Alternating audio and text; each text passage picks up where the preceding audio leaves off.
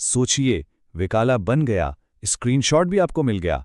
Agent ने कहा चलिए मेडिकल करवाएं, आपने वो भी करवा लिया, और अब अचानक से एजेंट कह रहा है वीज़ा जनरेट नहीं हो रहा।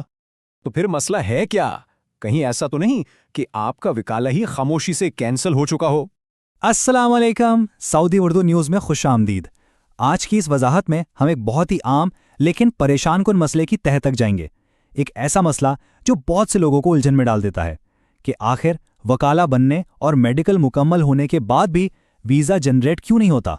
अगर आप भी इसी सूरत हाल से दोचार हैं तो ये तज्जिया ख़ास आपके लिए है। इसे आखिर तक ज़रूर देखिएगा ताकि आप समझ सकें कि सही कदम क्या उठाना है।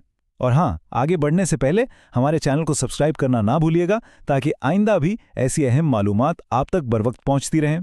चलिए सबसे पहले तो इस पूरे सिनेरियो को समझते हैं, देखते हैं कि ये सफ़र आम तौर पर शुरू कैसे होता है और फिर मसला दरअसल पैदा कहाँ से होता है। तो देखिए, शुरुआत में सब कुछ बिल्कुल उम्मीद के मुताबिक होता है। कंपनी आपको वीज़ा ऑफर करती है, आप अपने एजेंट को सारी तफसीलात दे देते हैं, फिर आपका कफील यानी स्पॉन्सर वकाला बनवाता है और उसका स्क्रीनशॉट भी आप तक पहुंच जाता है। यहां तक सब कुछ ठीक लगता है, बिल्कुल परफेक्ट। फिर एजेंट की कॉल आती है, मुबारक हो, अब आप मेडिकल करवा लें, और आप फौरन जाकर वो भी मुकम्मल कर लेते हैं। लेकिन ठीक उसी के बाद असल कहानी शुरू होती है।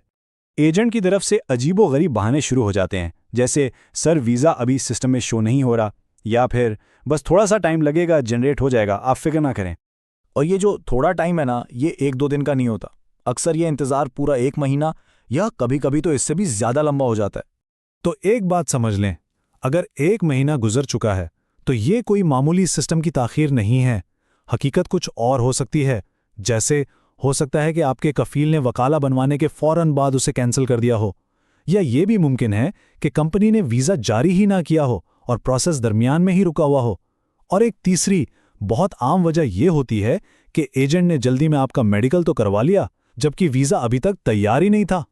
तो जब आप ऐसी सूरत हाल में फंस जाएं तो हाथ पर हाथ धरे इंतजार करने के बजाय आपको क्या करना चाहिए? चलिए आपके लिए एक 3 नुकाती एक्शन प्लान पर बात करते हैं। लेकिन एक्शन प्लान से भी पहले एक बहुत बड़ी गलतफहमी दूर करना ज़रूरी है। हमेशा याद रखें, मेडिकल का मुकम्मल हो जाना इस बात की गारंटी बिल्कुल नहीं है कि आपका वीज़ा जारी हो चुका है या हो जाएगा। अक्सर लोग इसी गलतफहमी में अपना कीमती वक्त ज़ाया कर देते हैं। तो आपका पहला और सबसे अहम कदम, अपने कफील से बराह रास्त राब्ता करें।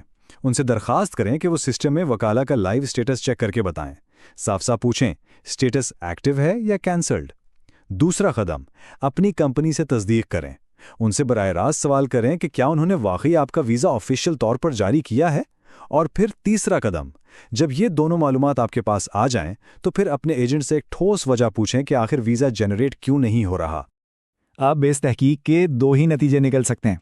अगर पता चलता है कि वकाला कैंसिल या गैर फ़ाल हो चुका है तो आपको फ़ौरन एक नया फ्रेश वकाला जारी करवाना होगा।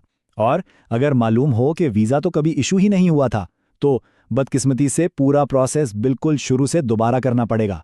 तो इस सब हमने क्या सीखा? सबसे बड़ी गलती जो लोग करते हैं वो है 1 महीना या उससे ज़्यादा बस चुपचाप इंतज़ार करना, यह सोचना कि सब कुछ खुद ब खुद ठीक हो जाएगा, जबकि हकीकत यह है कि केस अक्सर शुरुआत से ही नामुकम्मल होता है। तो ये थे वो चंद अहम इक़दामात जो इस मसले को समझने और इससे निकलने में आपकी मदद कर सकते हैं।